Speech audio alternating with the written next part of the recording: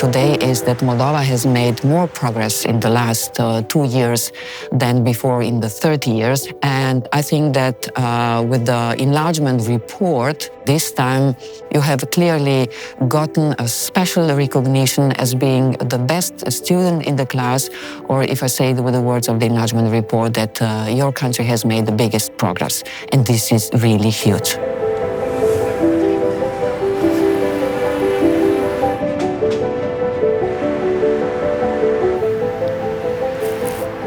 I think Moldova has done very important steps in the last couple of years to prepare for accession. Our national objective is 2030, so in the previous 4 years, I think a lot has been done in this direction. We see significant changes in the reforms that we do, but also in the lifestyle of our citizens.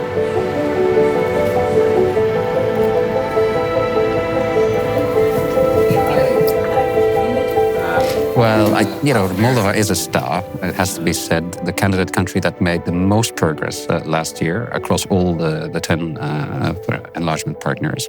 And I think this is testament to the very strong leadership that has prioritized the EU path and is also investing very considerable resources in it.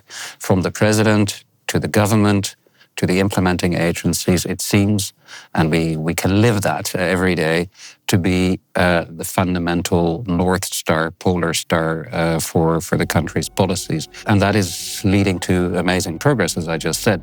It's not always true in every country, and that is what really sets aside Moldova from the others, this very strong determination, focus, and discipline in executing the reforms.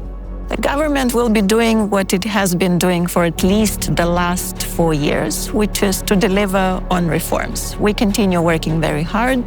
We have a national roadmap for reforms for the next 5 years, and we will stick to those commitments that we have made to ourselves and that we have made to Europe.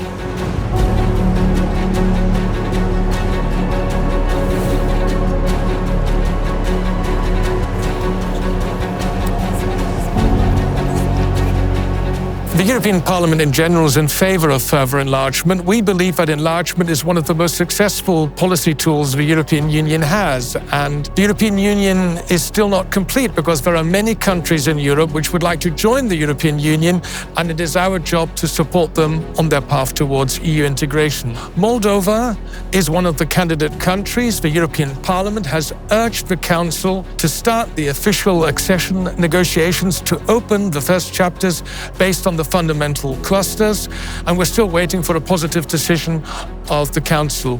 All in all, Moldova, under the leadership of President Maia Sandu, has a very positive image in the European Parliament, and we are willing to support her and her government in the upcoming years.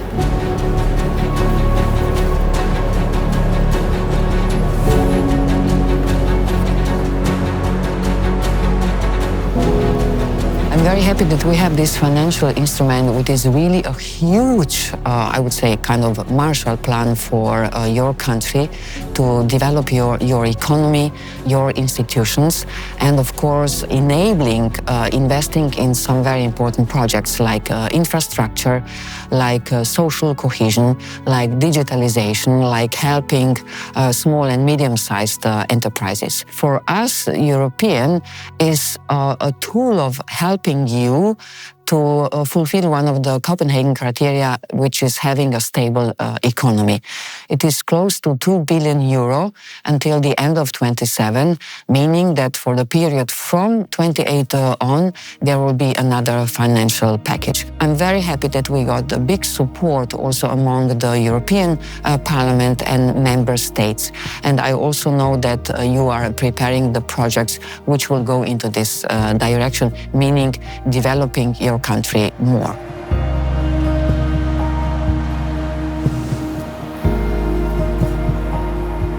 EU support is evident anywhere you go in Moldova. EU support comes in repaired schools, kindergartens, universities, hospitals, new roads, repaired roads. But of course, you have to always see the growth plan as the main financial instrument that the EU is providing to Moldova for the next years ahead to reboot our economy. This money will go into very concrete reforms, but also infrastructure projects to make sure that in the next couple of years, Moldova is also economically ready to access the market and to play by the market rules. So Moldova's growth plan was designed by Moldova with the Commission. We worked together like a team, focusing on the key economic challenges. So the reforms are pertinent to boosting economic growth, but also to the accession path. So the reforms are highly relevant for Moldova becoming an EU member state. It's a very huge growth plan, proportionally one of the largest we have in our candidate countries. Implementation has already started, and we are delighted to see that Moldova is making very good progress in this regard.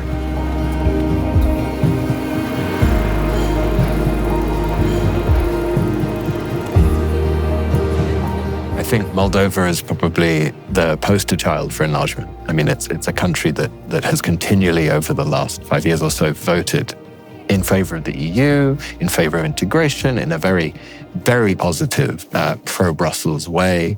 The officials in Moldova are really welcome here. They can show how much work they've been putting in the enlargement process. I think here in Brussels, the Commission is really, really impressed with not only the attitude, but the resolve of the Moldovan government under President Maia Sandu. And, you know, despite the really difficult geopolitical environment, the really complicated neighborhood, there's a huge amount of respect here for the work that's going on in Moldova to essentially make sure that it's in the best possible situation to join the EU as fast as possible. It is in the own interest of the European Union that we have a stable neighborhood. And we need to be very clear when it comes to enlargement countries, there cannot be grey zones, because grey zones create instability, and instability is always a challenge. It's dangerous for the European Union. That's why it's in our own interest to continue to support Moldova as a country at the eastern flank of Europe, neighboring Ukraine and neighboring Romania. And that's why we very much also welcome the outcome of the last elections, just as we welcome the outcome of Maia Sandu's re-election as president, and also the positive outcome of the referendum on further EU integration. These are the right steps forward. And we know that Moldova is in a very challenging situation, of course, also because of the war in Ukraine, but we have shown with our Moldova Growth Facility that we are ready not only to talk about supporting Moldova, but actually delivering on our promises. I always say action speaks, not words. That's why it's our interest to strengthen liberal democracies based on the rule of law in our neighborhood, and these are exactly the boxes Moldova ticks.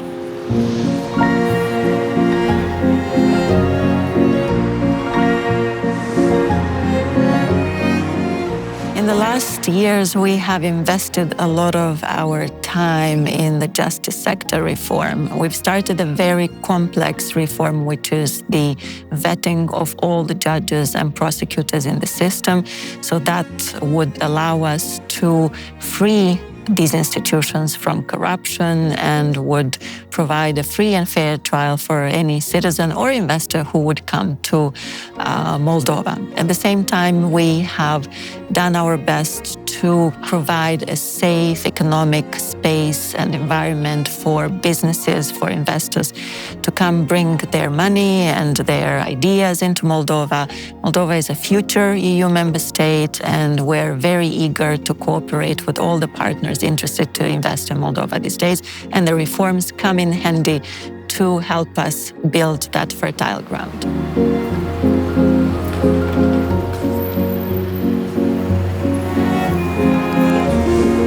I mean, look, your greatest asset is the president. Everyone loves her.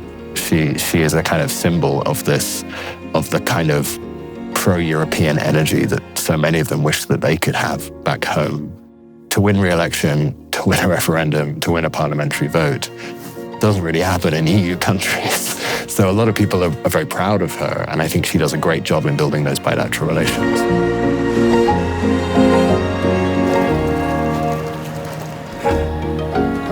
The deeper issue, I actually disagree with you, is not about convincing these countries to let Moldova in.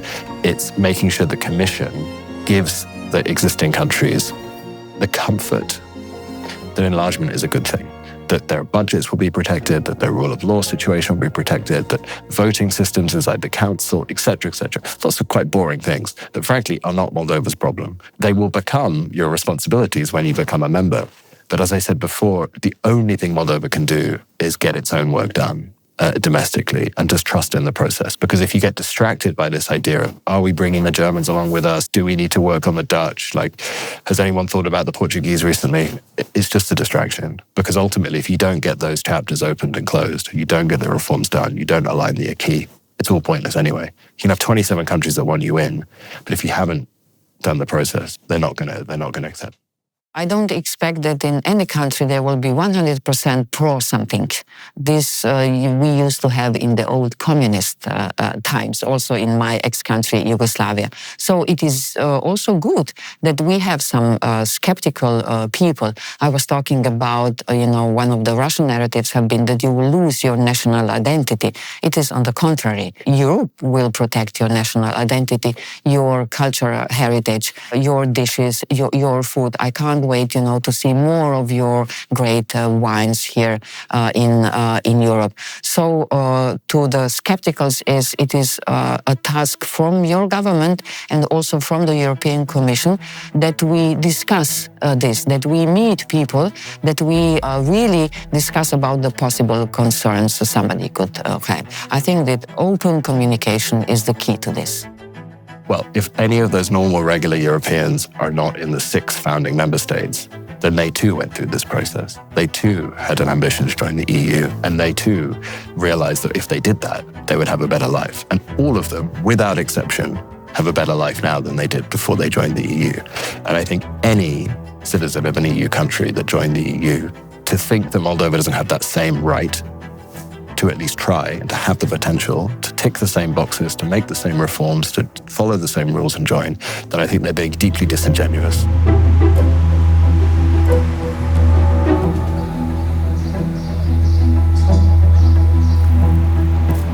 The next stage of accession is about opening negotiations. We have just finalized an important technical part, which is the screening exercise. And at this point, we have a national program for the adoption of the acquis in place, which is a national roadmap for the next 5 years for the reforms to take place. So we are not waiting for the actual opening of the negotiations by clusters. What we are doing is already keeping up with the timeline that we have proposed for ourselves to be able to close negotiations at the latest by 2028, so that we would be ready for accession by 2030.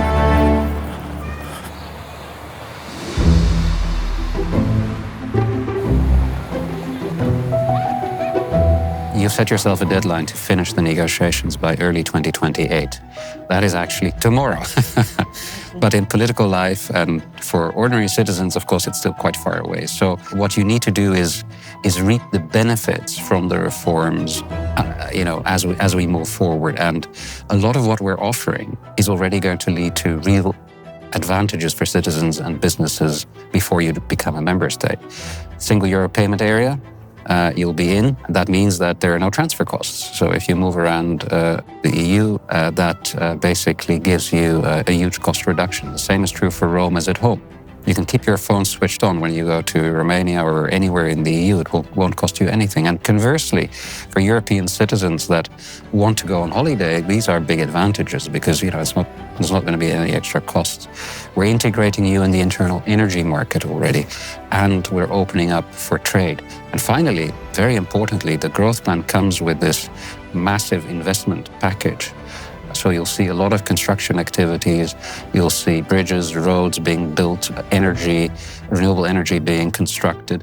All of this is going to generate a massive economic upswing. And as you know, the objective of the growth plan is to double the size of the economy. So there's going to be a lot of advantages if you execute well on those reforms, which will show that becoming an EU member state is not just an academic exercise, it's not just about where you want to belong, but it also generates real advantages, and some of these advantages are going to come very quickly.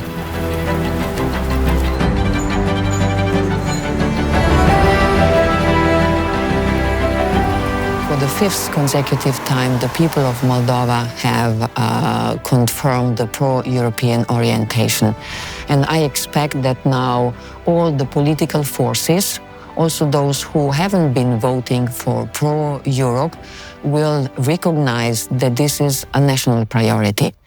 I don't expect that everybody will have the same opinion, but this fifth time confirming the European path is also a very important task for the opposition parties to work hand in hand with the government on this very important European project. This is the only way, accession process can succeed. I'm speaking out of the experiences from my country. When we have been a candidate, there was a special agreement among all the political parties in the parliament to work together, not against, when it is about the European integration process. And some other countries have used this principle later too. So my expectation is that all the political forces will support European path. This is not about the ideology. It is really about a project for which the citizens of Moldova has confirmed it very strongly. But the Moldovan people, the Moldovan society, Moldova as a country, showed this enormous democratic resilience. Moldova was flooded by disinformation, by fake news, by propaganda coming from the Kremlin, and still the people of Moldova knew exactly what was at stake. They didn't believe these fake news. They followed a pro-European line, and that is the right way forward. I strongly believe that the future of Moldova lies in the Euro-Atlantic integration, this process has been started over many years now, and we will continue to go together this long, long way. We're in this together.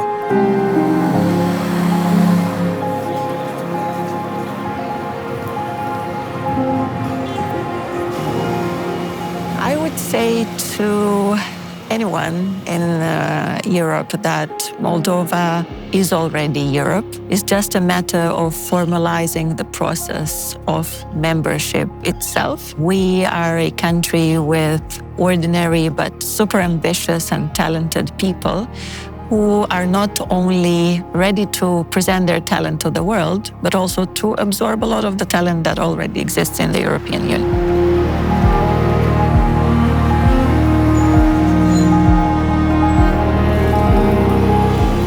I feel like my job as a messenger is to tell other people's stories and not to tell my own. But just from a very personal point of view, I think it's really inspiring to see, as I said, a country that's been through such difficulty recently turn that into a positive momentum towards the EU. And it's frankly, it's really great to see people on the streets of a European capital flying EU flags and proudly declaring their respect and ambition to be part of the European Union, when many countries that already enjoy the benefits are very, very quick to ignore what they get from Brussels and instead paint it as a problem.